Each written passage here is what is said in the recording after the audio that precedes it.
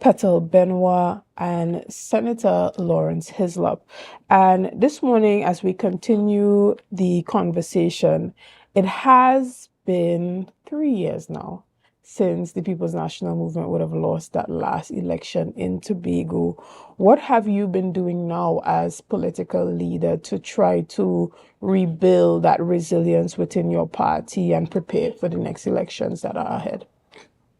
Well, I don't like to use the word rebuild at all because it suggests that the party was destroyed. Of course, we lost the last Tobago House of Assembly elections 14-1.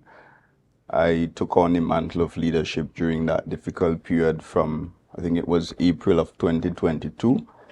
And I think from then to now, we have made significant strides in terms of energizing our members, in terms of assessing where we were as a party and the way forward. So we are now on the cusp of two very important elections, and I think these elections are more important to the people of Tobago and the people of this country than they are to the PNM. So we have the general election, which I expect to be before August of this year, and then a Tobago House of Assembly election, which should be no later than the 9th of December this year as well. So there are two elections this year, and the PNM is looking forward to those two elections. We are well poised. We are still doing the work. We are meeting with the people of Tobago. We are talking to the people of Tobago. We are hearing the feedback. And we are planning not only for those elections, but we are planning and preparing for governance. Understood. And when it comes to reeling things in and really getting the support back from some of your supporters who were once loyal PNM supporters who would have voted against you in the last elections, how difficult or easy has that been to try to basically bring the family back together? Well, our opponents in the THA has made that easy for us simply by victimizing the people that supported you, because apparently they did not understand that they got into the office with the support of not just PNM haters, but people that supported the PNM in the past decided to give them a chance. In addition to that, they got some swing votes and the votes of young persons as well. And their conduct over the last 3 years, I think, has disappointed those persons enormously. And therefore, they have made it a bit easier than expected. But we are not taking anything for granted. We continue to do what is required to convince the people that the PNM, as a party, as an organization, we have learned valuable lessons. We are prepared to emerge from that last defeat as a different and stronger organization. And it must be accepted that whenever a new leader is in place, there are some things about the organization that will change. So I want to give people the assurance that while the PNM has a solid, strong track record of delivery in Tobago for 21 years, I want to assure the people of Tobago that going forward, we will be a better and a stronger party in governance. Excellent. And even as you watch on and you look at what is happening at the THA level, and you look at, let's say, for instance, that last sitting that took place where Mr. Duke was asked to leave, what are your views on how the business of the assembly are being conducted at the level of the assembly legislature? It's being conducted like a preschool, to be quite honest. I've noticed the conduct of the presiding officer, and I try not to say much about the conduct of the presiding officer because that office tends to be a special kind of office that you don't necessarily want to criticize. But I am not a member of the House, so I will have some more flexibility than persons who are currently members of the Tobago House of Assembly. For me, it is interesting that at the last sitting, Mr. Duke was ejected without a warning. Normally, if a member of the House runs afoul of the standing orders or the presiding officer's instructions, normally that person is asked to, take a seat, be silent, And if they refuse, then the presiding officer will normally ask them to leave the chamber. We see it happening at the level of the parliament all the time, where the speaker will say, take a walk, compose yourself, and come back. That is normally the course of action. But I found it quite interesting that the presiding officer, in her treatment of Mr. Duke, summoned the police immediately to remove Mr. Duke from the chamber. I think that was unnecessary. Once again, it brought embarrassment to the Tobago House of Assembly, to our once august and respectful and distinguished legislature. And I will simply urge the presiding officer to pay closer attention to the standing orders, to pay closer attention to what happens in parliaments, not only nationally, but I think across the world. You have several good examples of how the proceedings of any legislature and any parliament should be conducted, and this is not it. The other thing I want to comment on is the fact that members of this THE are getting away with murder. You have questions on the order paper from months ago that are yet to be answered. That doesn't only signal a lack of transparency or a lack of willingness to be open to the people of Tobago as this administration promised, but it signals as well gross disrespect to the presiding officer. And I've seen time and time again where members of the House will get up on their feet and refuse to answer questions, even when the presiding officer gives way for follow-up questions to be asked. And I think the presiding officer has to build the strength and the courage to manage the proceedings of the House and manage the standing orders. There is no way that questions should be on the order paper for months and not being answered. That to me is a disrespect not only to her office, but it's a disrespect to the Tobago House of Assembly, and more so a disrespect to the people of Tobago. Understood. And how do you balance life as political leader and senator? Because you seem to have a lot of time on your hands. You are often on Facebook refuting a number of claims and responding to things that are happening in the space, and with a schedule that we would think you would have. We wouldn't think that you would have the type of time dedicated to be on Facebook and responding to everything. I can tell you that I'm a lot less, or I should be a lot less busier than the Chief Secretary, for example, and the Secretary of Education, who is always on Instagram. She's an Instagram star. Lovely pictures all the time. But I balance it as far as I'm concerned.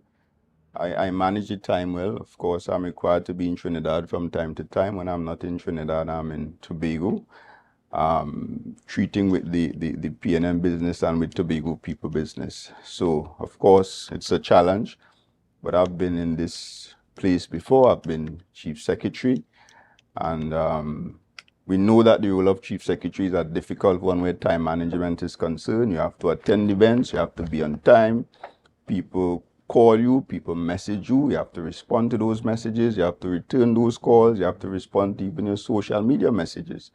And I'm accustomed to that kind of environment, and I think I was able to stay on top of things. Understood. And even with your role as senator, shifting gears here a bit, what do you see your position in the Senate as being, as it relates to Tobago representation? Well, I'm a government senator, and the government is the government of Trinidad and Tobago, and it is a PNM government, and I'm a PNM leader as well. So, of course, the role of any senator and any minister and any member of parliament is to advance the government's agenda and the government's policies in the parliament on behalf of the people of Trinidad and Tobago. Of course, the PNM's policies are always geared towards developing and advancing the lives of the people. And specifically where Tobago is concerned, I think the biggest opportunity that went by was that autonomy bill. And I was raring to go, looking forward to participating in that historical debate, that historical bill that would have significantly changed the landscape of government in Tobago by giving the Tobago House of Assembly, of course the name was going to change to the Tobago Island Government, lawmaking powers for the first time in our history since the THA was established in 1980. Additional resources to the tune of $1.5 billion. Unfortunately, that bill never made it to the Senate, where I am. It died in the lower house, the House of Representatives. We saw where the Chief Secretary sent a WhatsApp message on the morning of the debate, basically saying to the MPs, especially his friends in the UNC, that these are my demands, some unreasonable demands, I must add, and don't proceed with the bill. So I was quite disappointed that as a senator appointed by the Prime Minister from here in Tobago, I did not have an opportunity, and I'm sure Mr. Hislop felt the same disappointment, and the independent Senator Dr. Remy, who is also a Tobagonian, felt the same disappointment that we did not get to discharge our responsibilities to the people of Tobago in that regard. No fault of ours, however. Understood. But we're going to take a quick break right here, and we're going to be back right after this. So see you soon. It's a brand new morning, rise up to a brand new dawning. Good morning, and welcome back to Good Morning Tobago right here on Tobago Updates. Guys, we continue our Beyond the Headlines series, and this morning we are chatting with the political leader of the People's National Movement Tobago Council, Mr. Senator Ancil Dennis. Actually, good morning and welcome back. So this morning we continue our conversation, and we are looking at Tobago from an economic perspective as well. And you have said several times on your Facebook page that you see Tobago's economy has declined significantly. Can you comment on this or tell us a bit more about this? Well, it's simple and straightforward. You do not need to be an economist to accept and understand that deliberate actions were taken by this administration that damaged the Tobago economy, I hope not irreparably. Let's look at, for example, Tobago's development allocation, which is approximately $200 to $300 million per year. Let's look at how the PNM operated during our time. We moved the island from a situation where prior to 2001, contractors from outside of Tobago would come in and pave roads and participate in Tobago's development, notwithstanding the fact that Trinidad they spend what, 50 to 60 billion down there, and as an island we spend a lot less than that, and of course justifiably so given our smaller population. Over the years, the Tobago House of Assembly was able to build up the capacity of Tobagonians by presenting opportunities. In some cases, we had the business development unit giving grants to people to improve their capacity to start businesses and do certain things, and not only grants but loans as well. And over the years, the ceiling increased to the point of, I think it got to $500,000 maximum for loans. So we spent time developing the capacity of our Tobago people, because the PNM's policy was always that if the talent and the resources and the capacity and the capabilities reside in the island, then we should always keep those projects, keep those kinds of services within the island of Tobago. So we got to a point where all of the major infrastructural works, maybe with the exception of the airport and maybe other specialist things like coastal protection and stuff like that, but all the retaining walls, all the box drains, all the road pavings and stuff like that was done within the island of Tobago. Now we are in a position where I can say without fear of contradiction, all the road paving in Tobago now is being done by players from outside of Tobago. All of the major infrastructure projects are done by people from outside of Tobago. Housing, we did the Adventure Phase 1 and Phase 2 housing development and we utilize Tobago-based contractors. I think the last phase we spent maybe just over $200 million, and we distributed those units among 5 or so Tobago-based contractors, and that was housing. We are seeing now even the housing projects, $186 million went to a contractor from Trinidad. There is another project awarded as well to another Trinidad contractor for the tune of over $200 million to do another housing project. So we moved from that arrangement prior to 2001. We spent years developing the Tobago capacity, and now we are back at where we were prior to 2001. And I think it's safe to say that we have gone 25 years backward as an island. What is the impact of that on the economy? The reality is that having sidelined and in some cases destroyed the Tobago talent, the Tobago businesses, they have also destroyed jobs, because those Tobago contractors employed a significant number of persons on the island of Tobago, especially young men under the age of 40. That has been removed from the economy totally. And those jobs are now going to people from outside of Tobago. In addition to that, you have, of course, the reinvestment of the profits.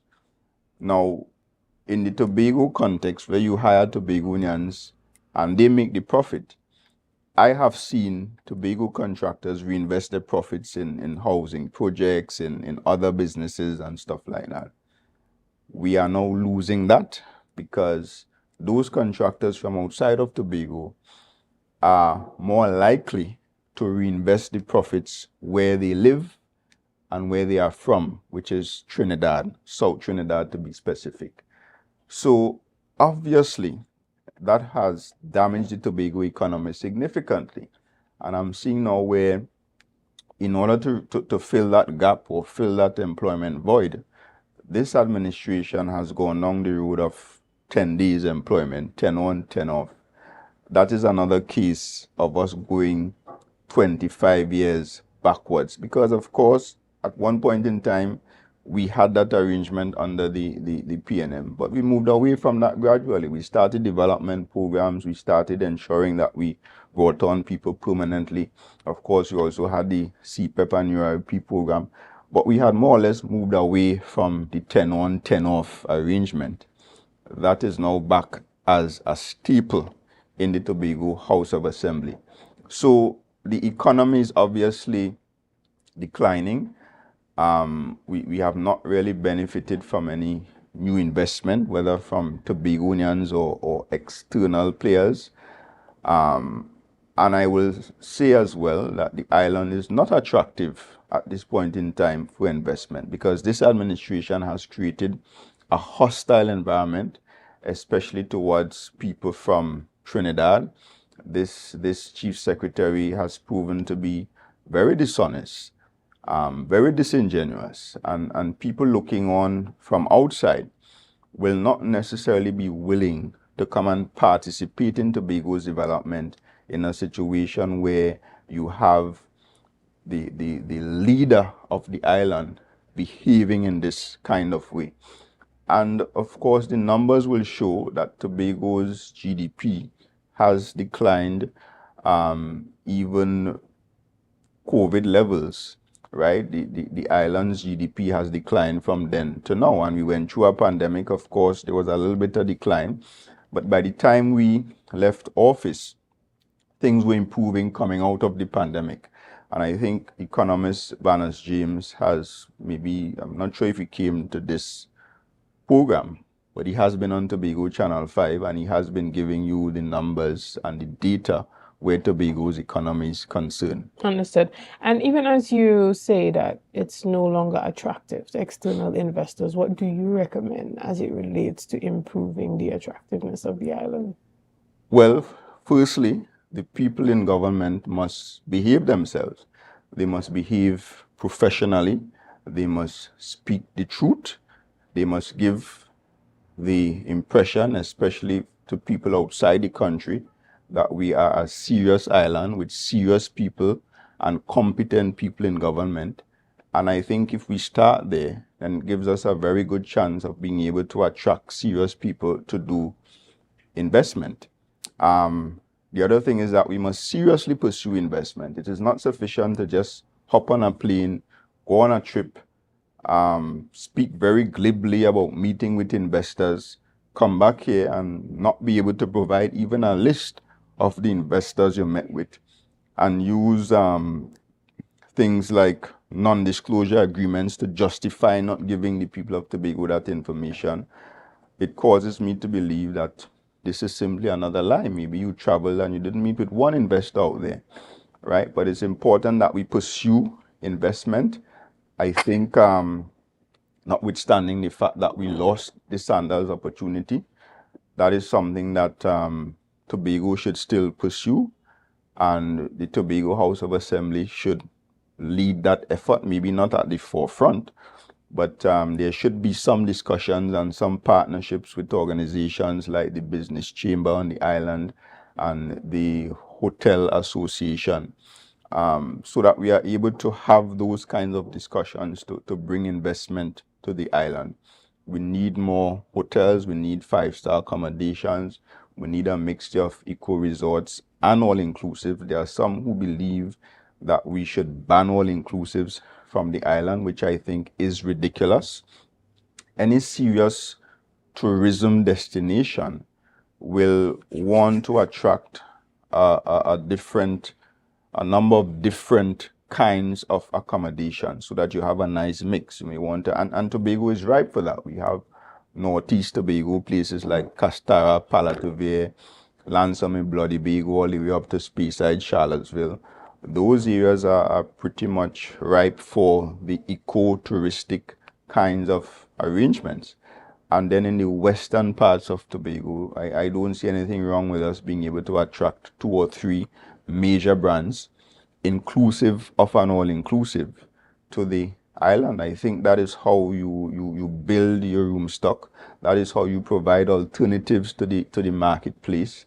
And that is how you benefit from branding and marketing, because a brand like Sandals, for example, and we have been saying it, the Sandals brand would have automatically provided a kind of visibility to Tobago that we did not have and that we still do not have.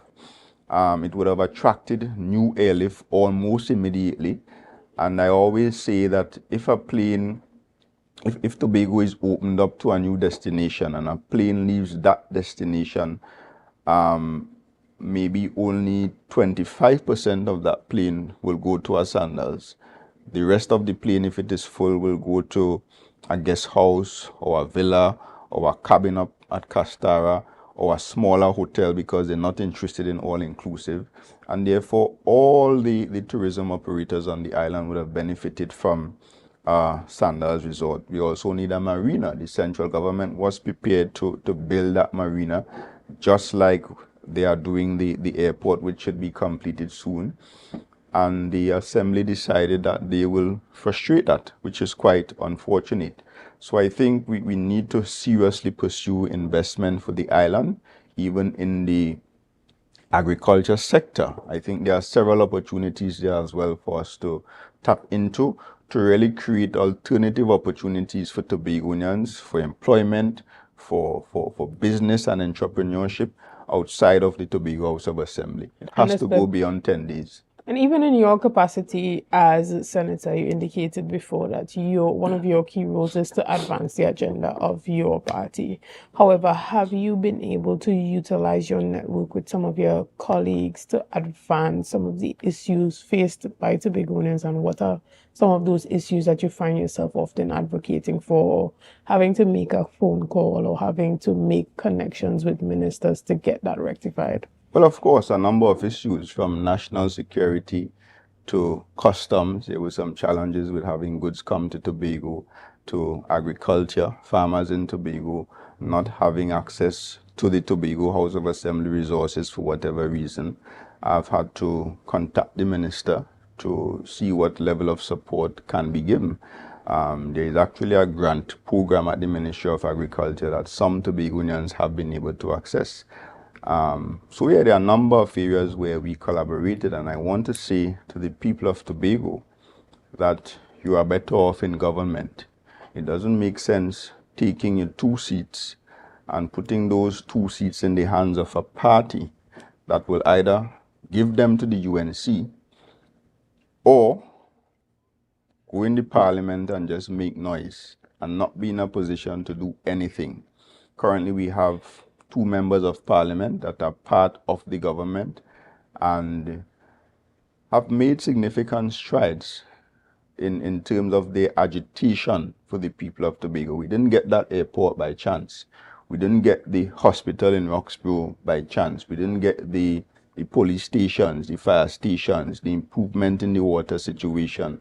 Those things did not come by chance. Sandals didn't just hop and come to Tobago. That was as a result of serious discussions, serious agitations. As Trevor James suggests, that he will go and be a voice for Tobago, and you could go to the parliament and talk and cuss whole day. They will ignore you. You have to be, it is the government that get things done for the people of this country. And 2 votes, 2 seats cannot be more than 41 or more than the other 39. And how do you feel having senators from Tobago benefits Tobago? In a number of ways. As I spoke to you before about the different areas where I would have agitated, and I'm sure the other senators would have as well on behalf of the people of Tobago. And more so when you are a government senator, as part of the government, it gives you that opportunity to agitate for the people of Tobago. And people also need to understand that that is how policies are advanced. The political party, of course, will have its manifesto. We will campaign on that manifesto, and that manifesto doesn't just happen by VAPs. It's a result of long, hard consultations with your membership and with even people outside of the membership, the general population. And you identify a suite of policies and programs and projects that you will hope to deliver, all things being equal.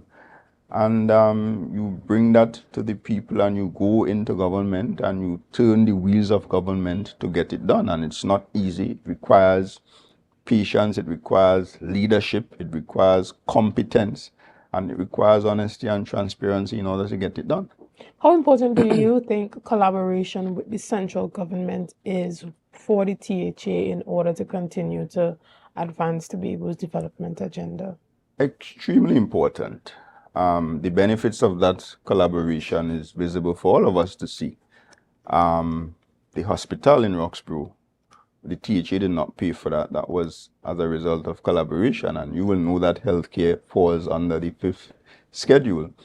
The government was prepared as well to build that road as part of the airport, a dual carriageway, not a single carriageway, a dual carriageway, because we know that once that airport is commissioned, and once our tourism economy starts to grow by way of hotels, by way of marinas, etc., then the traffic at that airport will be significant. So we were looking at the future when we conceptualized that. And the government agreed to accept this spend because it was part of the airport that they are building. That happened through collaboration. Police stations, fire stations, collaboration, the autonomy issue, collaboration again. So that level of collaboration is very important, and you don't get much done. And I want to say to the people in the THA, you don't get much done by cussing the central government or Trinidadians. And I see where they believe that the best way to advance their politics is to create discord with not only the government, but people from Trinidad. The reality is, we have what they call it, rhythm and soul, which is really another name for the jazz that they shelved. I will guarantee you that the majority of people who will attend that event will be people from Trinidad.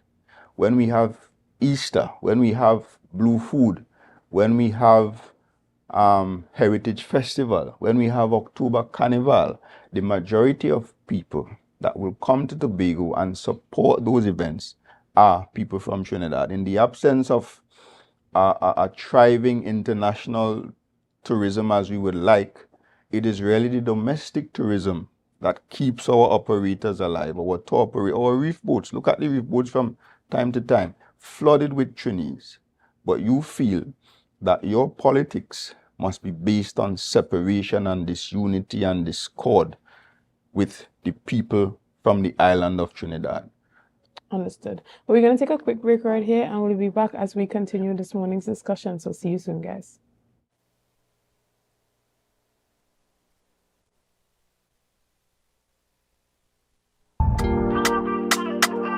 Yeah. Hey. Tobago updates. Na na na na na. Good morning, Tobago. Na na na na na. Let's go, go.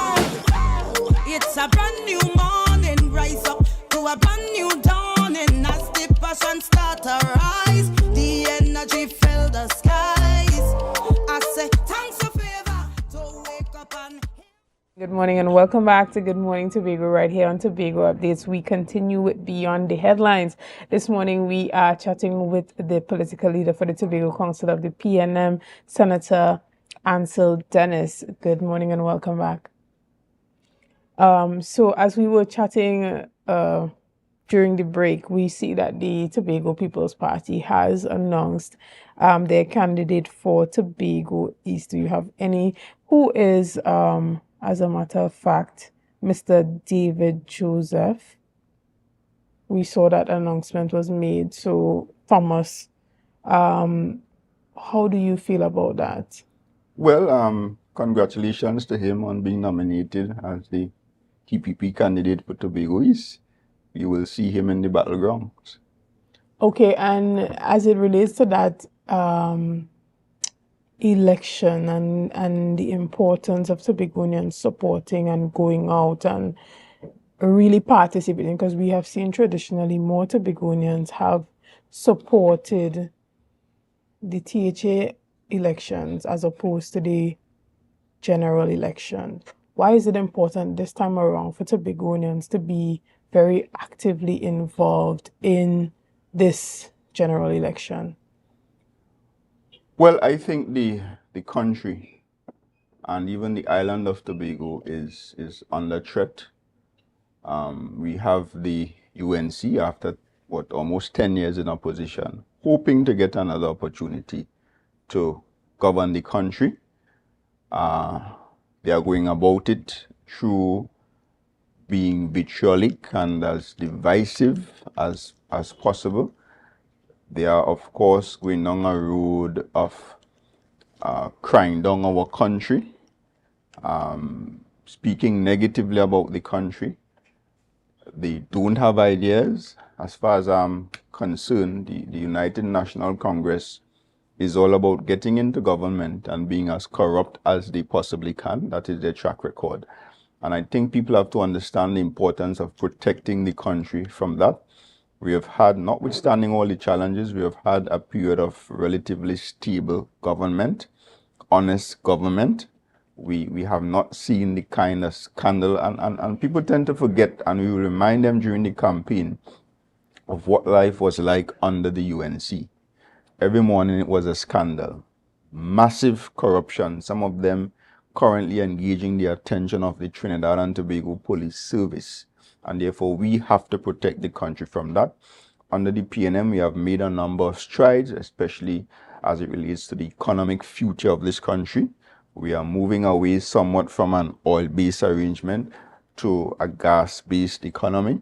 And the Prime Minister and the Minister of Energy has been able to hammer out several deals and several arrangements that will guarantee and secure the future of Trinidad and Tobago's energy sector and economy by extension. And therefore, we must ensure that we vote in a way to continue that. As it relates to the people of Tobago, I want to say to the people of Tobago to simply examine what we have before us as candidates, as political parties, and a track record. And I think the PNM's track record speaks for itself. And yes, I understand that people will be more interested in the THA elections because the THA tends to have a greater impact on the average Tobagonian. Your THA is who is responsible for your everyday needs in tourism, agriculture, community development, and those sort of things. But I want to urge them to participate in this general election, and not only participate, but support the PNM. Preserve the development trust that has been happening, and protect this island and protect this country and protect your future from the hands of criminals. It's as simple as that. Thank you so much. And even as we round up this morning's discussion, what can we be looking forward to coming out of the People's National Movement's camp as we approach this election season? Well, we have identified our two candidates, the incumbents, who are by far the best candidates in this election, and we compare them to not only the confirmed Tobago East candidate, but even the two possible candidates for Tobago West. So we have the best candidates. Our candidates and their teams are already out there, talking to people and encouraging people to, to support them, and also giving account to the people for their stewardship, because you can't just go to ask for a vote. You have to tell the people of Tobago what you have been able to achieve. And I think those two MPs achieved a lot in their 10 years, or almost 10 years. And I look forward to them continuing to represent the interests of the people of Tobago in our PNM government going forward. Of course, we have as well, at some point in time, the Tobago House of Assembly elections will be before us. As I said, that is due before the end of this year. And very soon the PNM will start looking for its candidates. So we look forward to this period. I want to say to the people of Tobago to be very cautious, examine the horns, go with facts and not fiction. And as I mentioned, facts and fiction, I see people out there being somewhat misinformed about this latest issue with the zip line. I'm surprised you didn't ask about it, but allow me to go into it for just a short while. When this matter was taken to the court, it was for breach of contract. It was a PNM administration led by me that took this matter to court for breach of contract, and that was launched in September of 2021, sometime between September to November of 2021. We examined all the facts, we met with the company, we looked at all the documentation we had before us, and what we realized is that we had a very good case for breach of contract because the company was paid and did not deliver. And the THA fulfilled every single part of our obligations as part of the contractual arrangements. And I see people still asking, where is the zip line? The information is there, the money was paid, the company did not deliver. Of course, they will have reasons to explain why they did not deliver, but that is a matter for the court. Lo and behold, in 2022, I want the people of Tobago to recall this, that in 2022, November to be specific, either the 22nd or the 23rd day of November, the Chief Secretary came to the public and said to the public that they discovered that the company the THA did business with, the company that the THA signed a contract with to deliver the zip line, was a fraudulent company. It was a fake, it was a ghost. Those were some of the words used to describe the company. The very next day, I was able to procure the documentation, the registration documents for the company in the British Virgin Islands. I put it out in the public, and I also sent it to the Tobago House of Assembly. This is the correct information. I do not know what you all were searching for, but this is the company. I do not know how on God's earth that the Tobago House of Assembly, led by this Chief Secretary, continued from 2022 to 2023 to 2024 until 2025 pursuing a case, because not only did he say the company was fake and a ghost and all of that, he indicated to us that he's going to report the matter to the fraud squad and that he was going to bring legal proceedings based on fraud. The very next day, they got the information that, hey, there is no fraud, the company is real. So why did the THA go down the road for 3 years with this matter before the court when your main piece of evidence is an erroneous company search? The Chief Secretary must answer that question. Was it a matter of justifying his initial claims of somebody in the PNM stealing the zip line? Was it about continuing to advance to the people of Tobago that there was some criminal conduct or some fraudulent activity concerning the zip line, as he did during the campaign period? Why did the THA continue along a path of prosecuting a case before the court based on a fantasy, which is what the judge described it as? And I want to say to the Chief Secretary, because this is not the only case that the THA lost. The THA lost 2 matters in the BVI, and we may not have heard about that, but the THA also lost 2 matters in the BVI based on the same evidence. And you cannot prosecute a matter based on fraud. You cannot advance such a case based on documents, based on information that is simply inaccurate. That to me is crazy, and somebody has to explain to the people of Tobago why the taxpayers' money was wasted in that way. And on top of that, 2 cases lost in the BVI. This case lost in the High Court of Trinidad and Tobago. And the Chief Secretary is telling us that they are going to appeal the matter. Understood. Now we have some of our viewers in the comment section, and they have offered some perspectives here. We have someone saying that you should step down and allow Tracy Davidson Celestine to get back her role as political leader. How do you respond to comments like these? Well, the PNM is a very disciplined organization. And of course, we had an internal process in 2022, April of 2022. And I was elected for a 4-year term until 2026. So when April 2026 comes, there will be another internal elections. And every member of the PNM is free to contest at that time. Understood. And there are persons who are within the People's National, or who were a part of the People's National Movement, as we spoke about earlier, who would have voted for the TPP. And there are persons who are TPP members who voted for them. And these are persons who are saying, okay, the same victimization that you are talking about, they would experience the said victimization if the People's National Movement is back in office for their quote-unquote betrayal. How do you respond to that? Well, well, there is no bottle to fall long here, right? There's no bottle for me to kick down, right? Simply check the PNM track record and check my track record. As Chief Secretary, I appointed Beverly Ramsey Moore as Vice Chairman of TPAC. Beverly Ramsey Moore has been somebody that was opposed to the PNM for years, and perhaps, I don't know, she might still be opposed to the PNM. Beverly Ramsey Moore represented parties in the Tobago House of Assembly that were opposed to the PNM. I appointed her as Vice Chairman of the TPAC board because of what I believe to be her competence and her contributions that can be made as a Tobagonian, first and foremost. Dedan Daniel has been a critic of the PNM for years.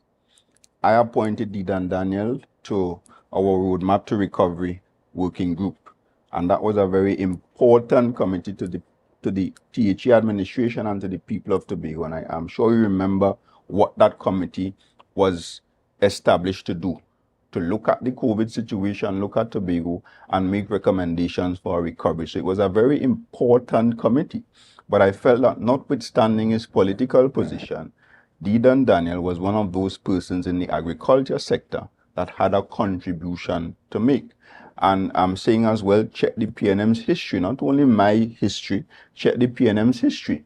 We've had, and I will call some names, permit me to call some names. We have had people like Sertika Orr, Megan Morrison, Zorisha Hackett, the chief secretary himself, and others who worked in the THE, some as teachers, some as public servants, some of them on contract, who worked in the THE, and they were free to express their political positions. They challenged the THE in court, they took the THE to court, they cursed members of the THE publicly. Some of them ran for elections, lose the election the Monday, and the Tuesday morning, bright and early, they came and sat right back at their desk in the Tobago House of Assembly. Nobody fired them, nobody victimized them. And that is the PNM's track record. We have never seen a situation where the PNM came into office and restructured any company and sent home all the people in the administrative positions in the company. So people simply need to look at the PNM's track record. We have never engaged in that kind of political victimization. Nobody in the THA could say that I refuse to renew their contract because of the political affiliation. Contracts were always renewed based on competence and based on people's ability to do their jobs. And during that period, I can only recall one person whose contract, and that wasn't even a renewal issue. That person was fired for gross misconduct. So there is simply no evidence to suggest that a PNM administration led by me will go into the THA and victimize people because of their political position. And the good thing is, the blessing that the people of Tobago will have before us in the next THA election is that you have two persons, or two main competitors, I should say, for the office of Chief Secretary, who both have been tried and tested. Last time Farley was a virgin, so he could have gone to the people and say anything. I will not fire anybody. I will create 3,000 jobs within 6 months. I will give a $10,000 ex gratia payment to all Tobagonians. He could have said anything. But now we have had the opportunity to see his true colors. You saw the PNM's true colors. You saw my true colors. You have to now decide. You know, historically, when you look back at it, when the PNM took office again after the UNC had demitted office, right? The Tobago National, right? Yes. We had the Ministry of Tobago Development, where a number of Tobagonians were employed under that ministry. And when the PNM came in, they totally disintegrated that ministry, sending home a number of Tobagonians. So let's look. So how do you speak to that? So in short, because we don't have a lot of time left. Well, we started late, so I should get some in the time. No, we have given you back your time, but we don't have a lot of time. And I still have a few other questions that I want to ask. I'm happy you asked that question.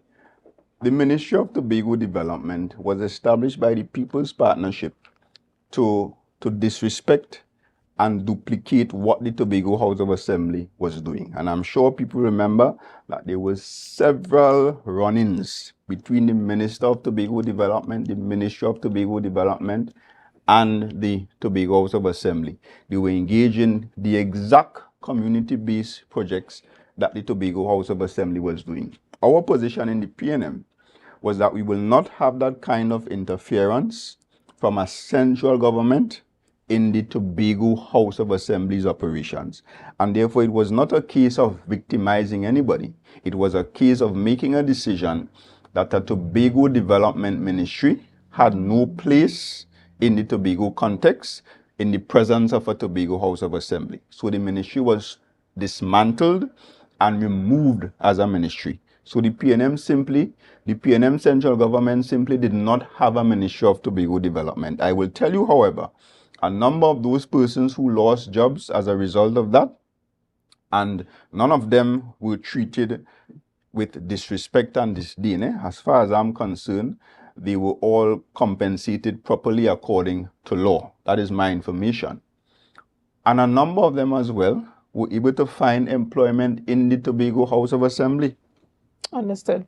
I think it was last week when you made some comments on your Facebook page regarding the Secretary for Education and their inability to provide funding for some of the students who have applied for the DATAS grant. You even went on to claim that $100,000 was given to one of their propagandists or whatever. Do you have any physical proof of these claims that you are making on Yes, social I media? do have physical proof, but I will Like not share. $100,000. It was over $100,000. Over But I will not share that proof $100,000. right now. But I do have the evidence, and at the appropriate time, it will be shared. But the point is with that situation is you have young Tobagonians, fearful, some of them completely terrified, because for young people, tertiary education is important. And once you make that step and you get into a university, it's always a major achievement, and it's one that you hope to complete, to bring it to completion, because of course your future depends on it. But I want to say as well that the future of Tobago also depends on those young people being able to get into university, do their courses of study, and come back to contribute to the island. How is it in an administration that paid a contractor $32 million for an incomplete project? And I want to tell you before you ask, I also have the documents to prove that. $32 million, the contractor that did the Obzoki roundabout was paid $32 million. I am sure the people of Tobago remember quite clearly that the Chief Secretary said the THA will not be paying for these projects until 9 months after completion. The contractors will get half their money, and then 18 months after completion, the contractor will get the balance, which is the other half. How is it that they are prepared to find from scarce resources $32 million to pay this contractor when the project is not yet completed? We know the project is not completed because if you go down to the roundabout from Scarborough and you turn left and you try to make a right, the road is blocked because it is not completed and it is before the courts. So how on God's earth you found $32 million to pay this contractor before the project completed? And on top of that, the Chief Secretary is in a bogus audit claiming that Tobago contractors previously got paid for work not done, which is totally false. But here we have in the most bold-faced way a check cut. I have the check number to it. $32 million given to this contractor, and the project is not yet completed. But you're telling the young people that you can't find $3, $4, $5 million to allocate it to that vote to give them the money, right? The support that was promised to them by the Tobago House of Assembly to complete their studies. Absolutely ridiculous. And it shows that the priorities of this administration are not with the people of Tobago. Their priorities are with their friends from Trinidad. And I'm calling on the Chief Secretary to explain to the people of Tobago that madness, where that contractor was paid $32 million and the project is not even completed. On what basis was that done? Understood. Well, guys, we want to thank you so much for sticking with us this morning. We still have much more conversations left this morning, so stick with us, guys. We're going to take a quick break and we will be back again. We want to thank you so much, political leader of the Tobago PNM Council, Ancil Dennis, for your time this morning. Guys, we're going to take a quick break here and we'll see you soon.